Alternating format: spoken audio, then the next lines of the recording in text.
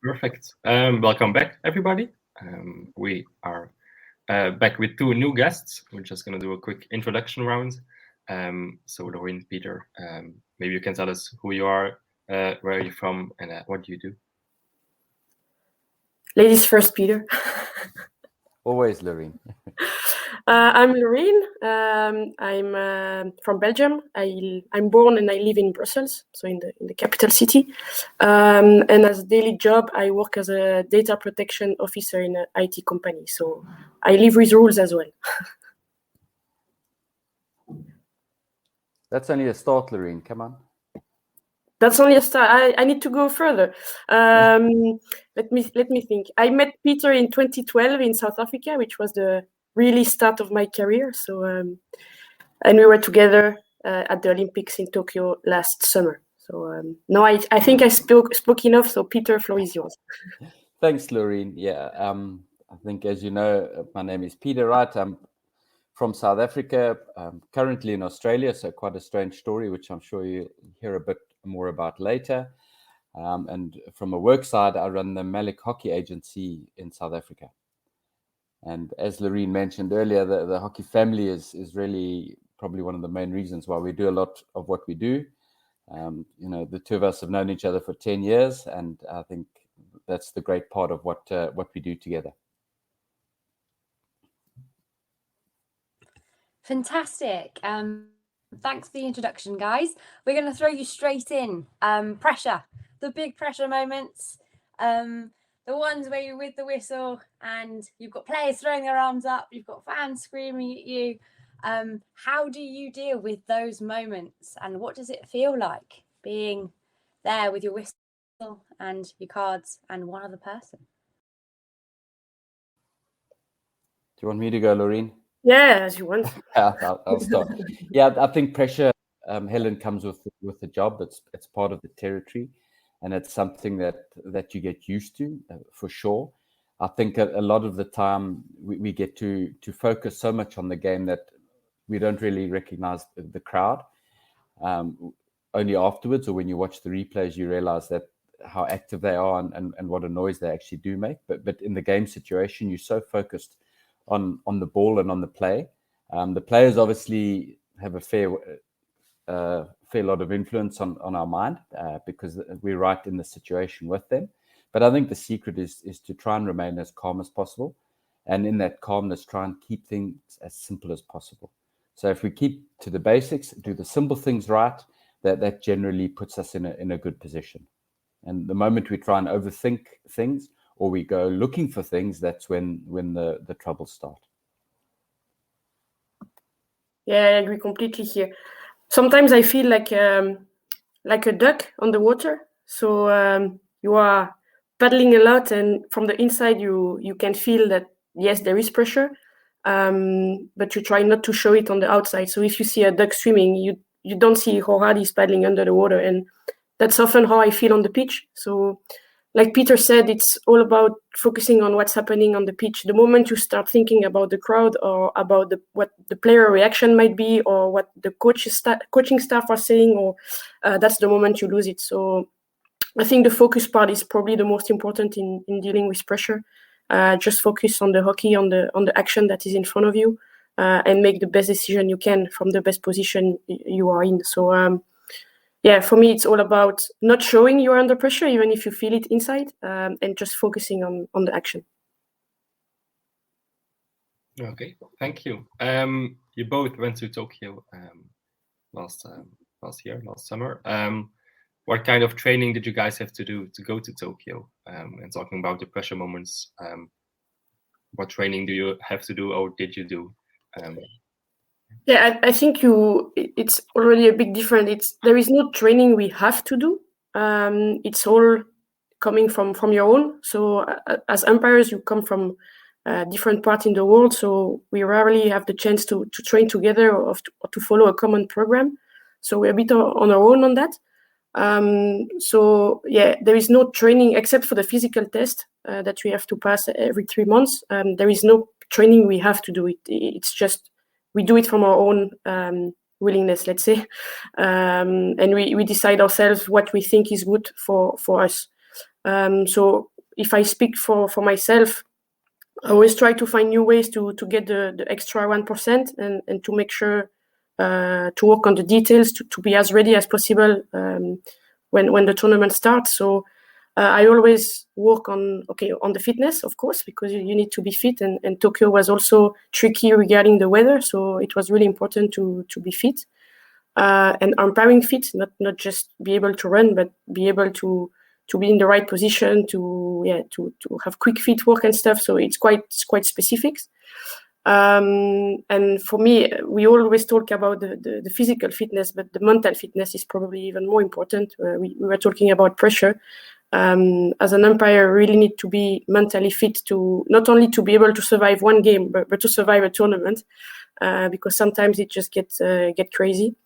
And something I always do as well since Rio is we call it cognitive training. So it's training your decision making skills. Basically, it's quite unknown, at least in Belgium.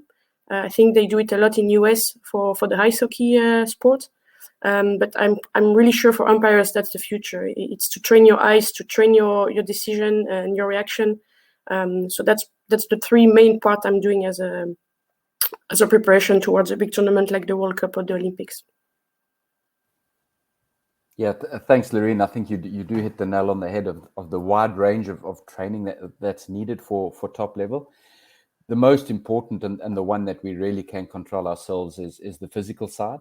When you get to a tournament, you can't control what games you get and how many games you get and what days you're on, etc. So arriving fit and in the best possible condition is the one thing that you have control over, and the one thing that you can make sure that you're in the best possible shape that you are.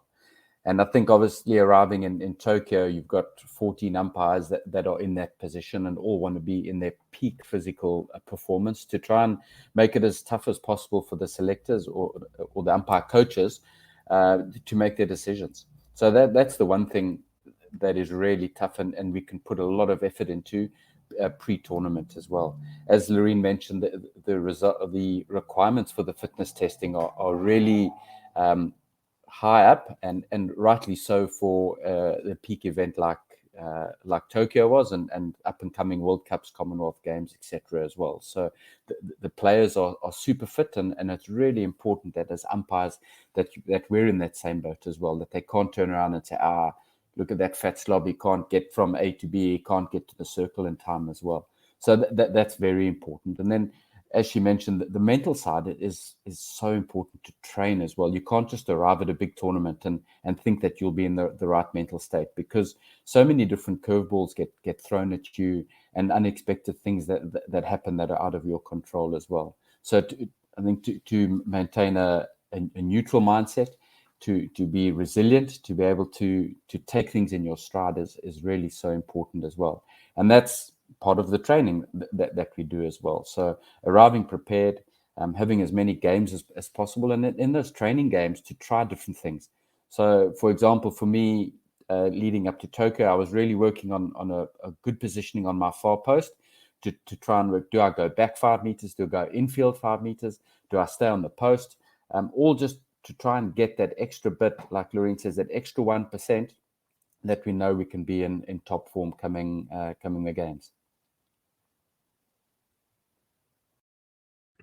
Fabulous. So we are now going to ask the audience a question. So we've got two of the world's best umpires here today.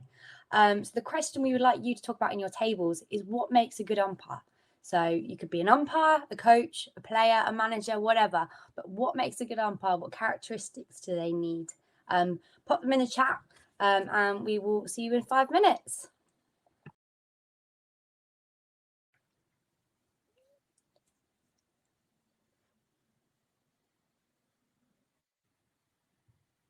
Okay, perfect. Welcome back, everybody. We hope you have discussed the question we asked. If there is something you would like to say about what makes a good umpire, what characteristics they need, you can always raise your hand. You can come up stage, have a bit of a chat, ask them a question, or you can just put it in a chat, and then we have a look at it. In the meantime, we'll go to the questions they were asked. Hugo said, "How do you guys do the pre-game chat? What things do you guys discuss, and what agreements do you make?" I think that's really the most important part of any game as well. And I think depending on if you're umpiring with someone new, it's very important to get together just to discuss your game plan. It's like the teams prepare and the teams have a team talk before to discuss how they're going to be doing things today. The same applies for the two umpires. And even if, for example, it's someone that you happen to have umpired 50 to 100 games with, you still need to have a chat because every game is different and every game would need something different to be applied to it. So every time Holland play Germany, you're not going to be expecting the same type of play because there could be different factors that are riding on that game. The one team could be coming out of a loss, the other one they could be playing for a semi-final. So all of a sudden things change, and with that, our approach to the game needs to change at the same time. Yeah, I fully agree. And the second part of the question was, what agreements do we make? And basically, you have, of course, your plan about the game coming up. So, like Peter said, but we would also discuss like, what do you expect from me if this kind of situations happen, or do you want me to, which part of the field do you want me to focus on in priority? So we will try to, because like I said, we come from so different culture and so different countries that we don't always see things the same way. And because we arrive usually 3 to 4 days before the tournament, it's really hard to get consistent quickly enough. So that pre-game chat is really important to try to get to this consistency and make sure that there is no surprise for the player. And if I see something that is black, or my colleague see something that is black, then we will need to agree that we will have to blow this way, like black, the whole game, and not our own interpretation. So I think the pre-game chat is very important, first to get your focus on, and second to get the consistency players and coaching staff expect and deserve. Fantastic. So our next question, so we sort of talked about the handling pressured games a bit earlier, so I'm going to sort of skip over that one to the next one. So as we all know, 2 umpires are on the field and managers on the side. The one on the other side, how do you handle a situation where your co-umpire is throwing the game or making a lot more errors? So if you're not on the same page, how do you then sort of balance that out? It's a very difficult situation and therefore a difficult question to answer. For me, it's always important to know who is your colleague, and what your colleague needs at that moment.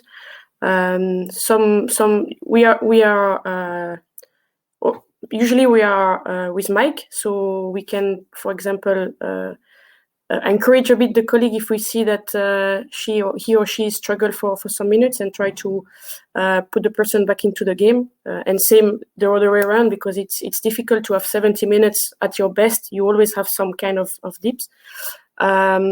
And for me, it comes down to support and try to find the best way to support your colleague, depending who your colleague is. Some people needs to stay, don't be bothered. Some people expect some speech or some encouragement. So for me, it comes down to support and finding the best way to do it.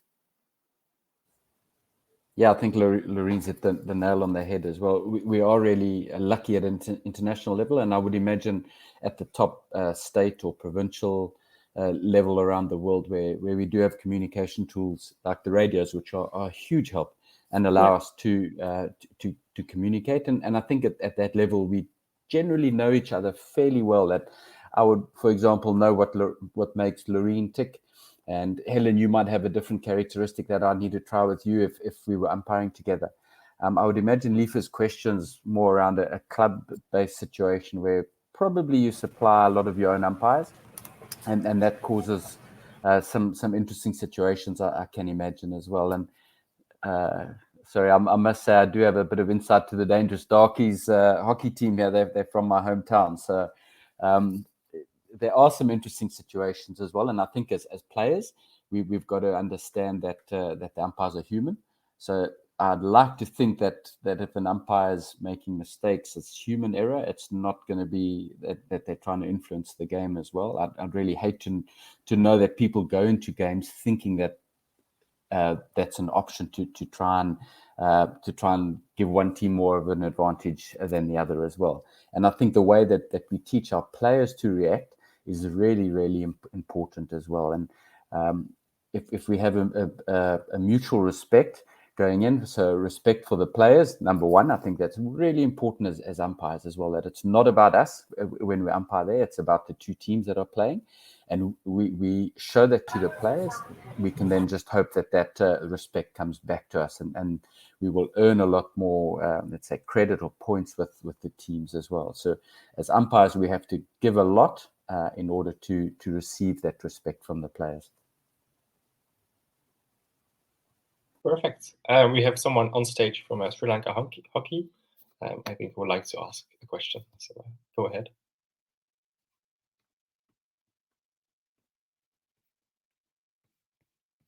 It's not on stage anymore. Okay. It's too shy. No problem. Yeah, then we just go to the next raised hand. There we go. No way. Hi guys, how are you? Oh We're my good. golly gosh. You keep being great. here, Radu. That's really great. Fantastic to see you people on stage. Well, thing is, the Tokyo Olympics was totally different, apart from other Olympics, like the COVID situation and not going to see any other discipline or sports to watch. It was just like hotel, stadium, hotel. How did you people cope up, and what you can tell the young umpires if in case this situation arises? What you will tell the youngsters, how to be to keep the standard high within that frame of the rules and regulations, whatever it is. How do you cope up with it? Thanks, Ladies Raghu. first, Peter. No, if you don't mind, Loreen, I'll start because. So just for the group listening there, this young gentleman, Raghu, was also part of the umpiring panel in Tokyo. So it's great to know that he's listening in and ready to learn some new tricks from Loreen, which is really wonderful. So great to have that. But the special thing about umpiring, as we mentioned earlier, is this hockey family that we have. And you have some really good friends. And friendships that last for many, many years as well. And I've been really lucky enough to be mates with Raghu for close on 20 years now.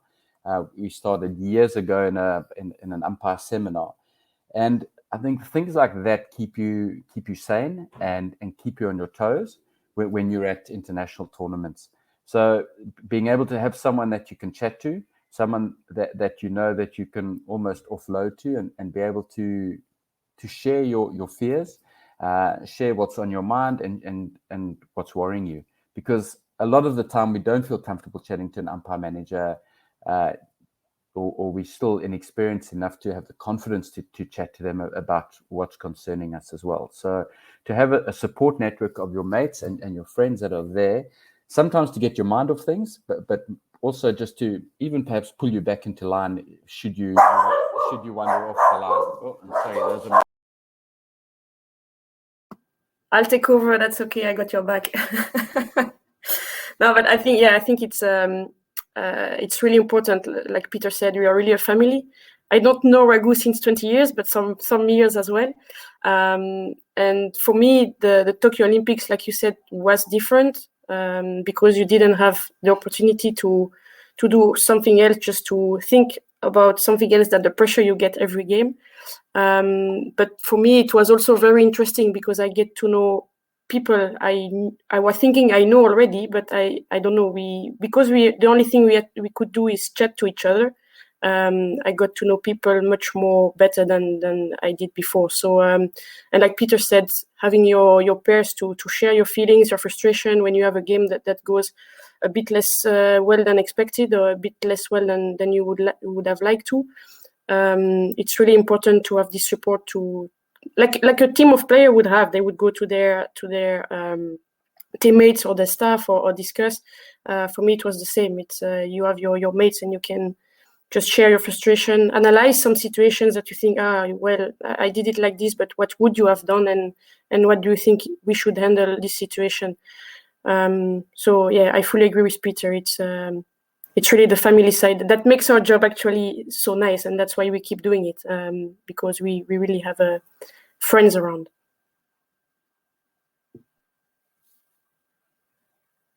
And in Peter's case at the minute, dogs. So why do you love umpiring international hockey? What is it that drives you, motivates you to get up not every day because you've got day jobs, but what do you love most about it? For me, it's the okay. Obviously, like we discussed, we have this family, these friends around, so it's always nice to travel and see the people you haven't seen for some months or years.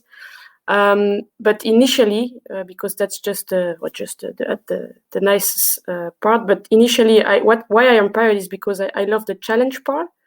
I'm somebody who always need to be challenged and find ways to get better. I love having to give it my all, and that's what I find in umpiring. Every game is a new game. Even if you have had a fantastic game yesterday, it doesn't mean that tomorrow you're going to be fantastic again. And what I always also love about umpiring is that it teaches you so many lessons for your daily life. I used to be somebody who was really not confident at all and very shy. And as an umpire, you have to be confident and you cannot be shy. So for me, it was also a way to go out of my cocoon and become a different person and a person I'm more happy with. You're like an array of animals, Lorraine. You're a swan when you're on the pitch and a butterfly. Yeah, you see. I love it. Oh, I think she steals all my answers every time as well. So she's very clever. But in a nutshell, she's really covered everything, and 100% it's the hockey family that we have, and we're really a close bunch of friends between the male and the female groups as well, and that's been a great thing having Tokyo as a mixed event, because it's wonderful to have the two groups together, and you do have some really good friends from all around the world, and they'll be friends that you'll have for life. We had an old umpire manager, well, not old, he'll kill me if I say that. One of my previous umpire managers who actually said, I don't actually know if I like hockey. It's just that I'm here for my mates and here to serve. And I think that's really an important factor in why we do it. So it's not seen as a sacrifice for us or a schlep that you're actually giving up time to be there, because you're in a happy place. And the challenge of being put into those tough environments where so much is at play for you all the time. And no matter if it's the game that's 8 o'clock in the morning on the B track, at any tournament, they all have a relevance, and it's the most important game of the day for those two teams as well. So it's the challenge that they put in front of us to be our best and to be able to serve this wonderful game. And you see by all the people that are on this forum that it means so much to so many people. So if we can add our value to that, it just makes it so much better. Perfect. Then we'll go to the next question. What advice you guys can give your player who's always shouting on every fall, every mistake? Oh, okay, Lorraine, I'll start on this one as well. And I would imagine it happens at a younger age as well. And a lot of it is social or cultural, where it's perhaps seen as okay for the soccer players or the footballers we see them on TV doing it, so it's okay for our sport as well. And it's something I think as a coach that we have to try and, I'd say stamp out is probably a bit harsh as well, but educate the players as to what they're doing and why they're doing it as well. And for us as coaches to try and get the players to understand that we're all human, that the two people with whistles are also human and they're going to make mistakes.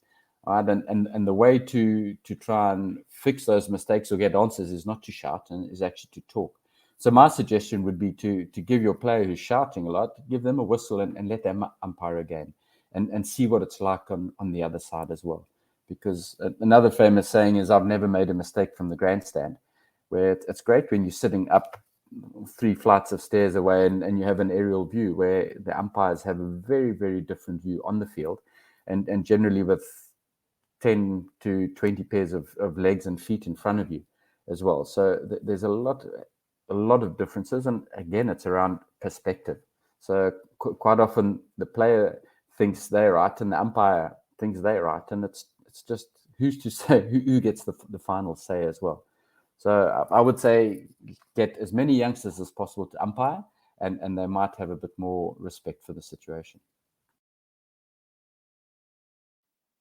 Yeah, actually, I see myself there because that's how I started. So because I was pretty shouty, and my dad gave me a whistle, and see where I am now. So completely agree. And if I also, on a player perspective, if I put my player hat, I lose credit if I complain on every decision. But if I complain on a decision that is important to the team, or that does really matter, then probably the umpire will listen and we can have a proper chat. But if you complain about every decision, the umpire is not going to give you any credit anymore. Okay, perfect. Adding on this is, how are you gonna like you said about giving the youngsters a whistle and let them be an umpire themselves? Like, a question to the audience is, how can we promote young people to be an umpire at all levels? Have a think about it, have a chat about it around the tables, and then we'll come back and have a discuss about it.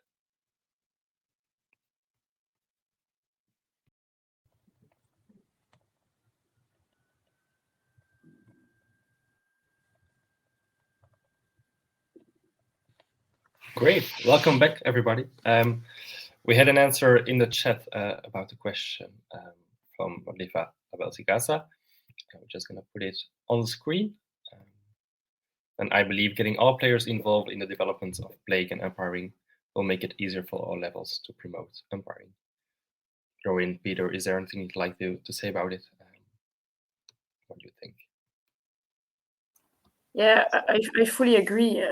For me, and I will not use animals anymore, but umpiring is a bit like vegetables. When you're a kid, it's not something you're gonna eat with pleasure, or you will say, I don't like it, even if you never tried it or tasted.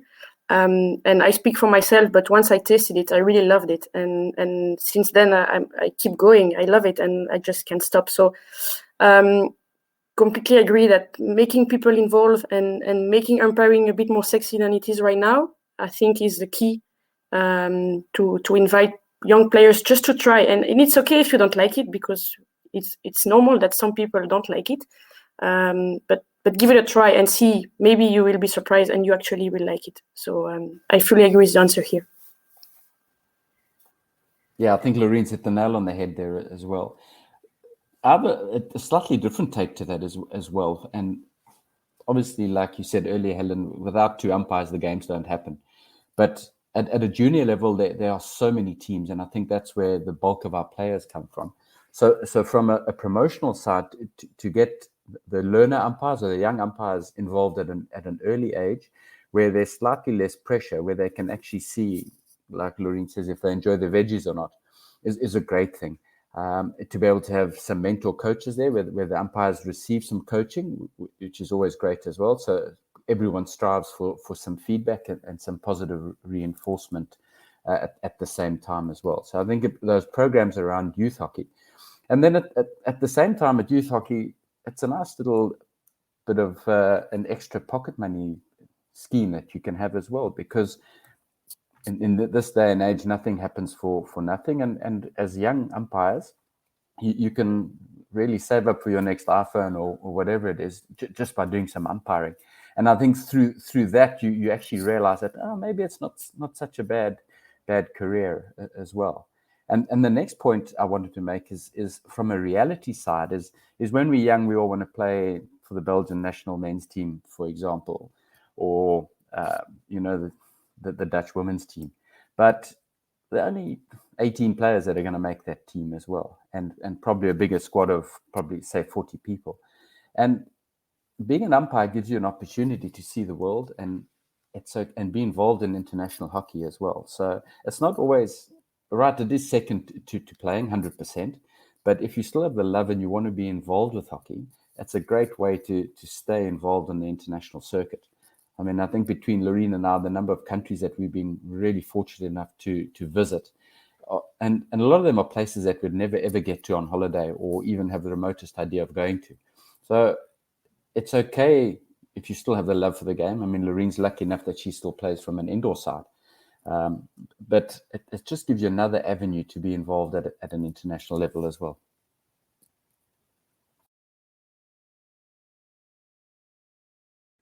Fantastic. And just staying involved and inspiring other people, I think just to pick up a whistle is like really powerful, and how our game's going to grow and carry on being so successful. So the next question, how do you feel when you made the right call, but the players want a video referral, and then the video referral gets reversed? It reverses your own decision. How does that make you feel? I think what I learned from different games, and it comes from experience, that you take the video as a friend more than an enemy. And you have a mate upstairs who has so many angles that you didn't have, and you had to take a decision in a split second. So maybe you thought it was the right call, but maybe it was not. And from a different angle, your mate could see that it was not the right decision. So that's why the video is there for. So honestly, yes, in the beginning it was tough because it's never nice when you get told that you were wrong.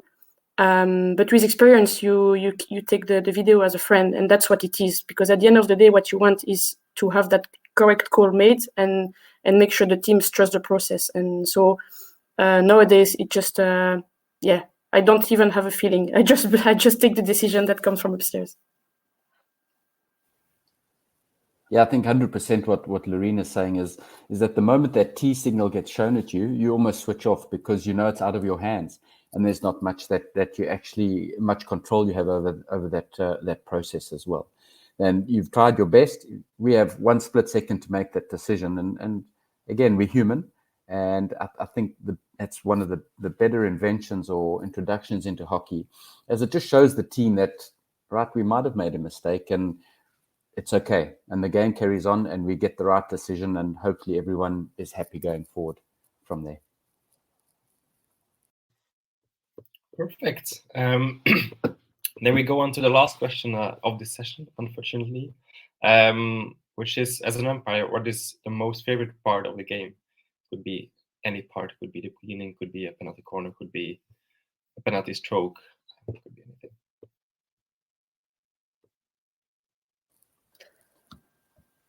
For me, it's the national anthems. I find that the most inspiring part. It's just you see the raw emotion of the two teams, and especially when there's crowds and the home nation are singing the national anthem with the team as well. I find, for me, that's the absolute highlight of a game, because you see how much it means to a lot of people, and especially in things like in Olympic Games or a World Cup, when players are getting their first cap at an Olympics, or it's their first Olympics or first World Cup, and you see the real emotion comes out when you do the singing of the national anthem. So that's very special for me. Even though I sing along under my breath sometimes to some of the nicer tunes. Yeah, I cannot really point one particular situation in a game that I find more exciting than another, because we just focused on what's happening again. But you have games that you remember more than others because they are more open and more exciting and some really nice actions. But I cannot take one particular piece of one particular situation. It just, you remember the game itself in general. Fantastic. I'm afraid that's all we've got time for. We've had pressure, we've had animals, we've had decisions, we've had a lot in this session. So thank you both ever so much for your time and your expertise. It has been fantastic to hear your experiences.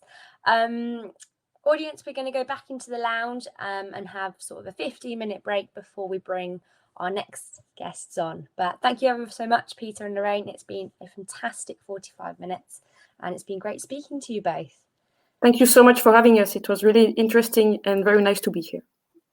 Yeah, thanks very much, and to you, Helen, and Cedric, for running this the chat. It's really been wonderful and insightful, and I hope we've got a whole lot of budding umpires waiting on the group to pick up a whistle. See you soon then. Cheers.